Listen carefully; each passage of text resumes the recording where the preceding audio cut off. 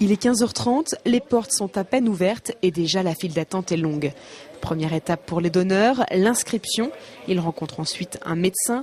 Cette deuxième étape est essentielle pour effectuer un bilan de santé du donneur. Vient ensuite la partie tant redoutée pour certains, celle du prélèvement. Mais ici, on y vient sans obligation et chacun a d'ailleurs une bonne raison pour donner son sang. Moi j'ai eu un papa qui en a eu énormément besoin. Et voilà, c'est la seule motivation. Et pour moi, c'est important de donner son sang. Il y a beaucoup de... Mon sang, en plus, il est rare, alors un négatif. Ça fait longtemps que je donne. Moi, j'ai donné depuis l'âge de 27 ans. Alors, j'ai presque de 90 dons. C'est le seul don, en fait, qu'on est capable de faire. Donc, on en profite pour le faire, pour essayer d'aider les gens qui en ont besoin. Mais pour donner son sang, quelques règles sont essentielles. Il faut avoir entre 18 et 70 ans, ne pas être à jeun.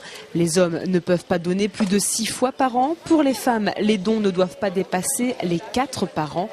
Toutes les personnes présentes respectent évidemment toutes ces règles et pourtant, certaines apprennent sur place qu'elles ne peuvent donner leur sang. J'ai pas assez d'hémoglobine. En fait. Donc le taux étant faible, on en fait une prise de sang pour analyse et puis je peux pas donner mon sang. Donc on va attendre qu'on mange de la viande rouge et puis qu'on se restaure un peu et puis dans le mois de mai prochain je pourrai recommencer.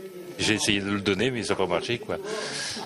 Ah parce que j'ai eu des opérations il y a quelques années puis maintenant je peux pas le donner quoi. Comme cet homme, certains ne pourront jamais participer à ces collectes. Les entretiens avec le médecin sur place sont donc essentiels. En revanche, les personnes ayant du cholestérol peuvent donner leur sang. Chaque collecte dure ensuite une dizaine de minutes et 480 ml de sang sont prélevés par personne. Après cette étape, les donneurs ont le droit à une collation.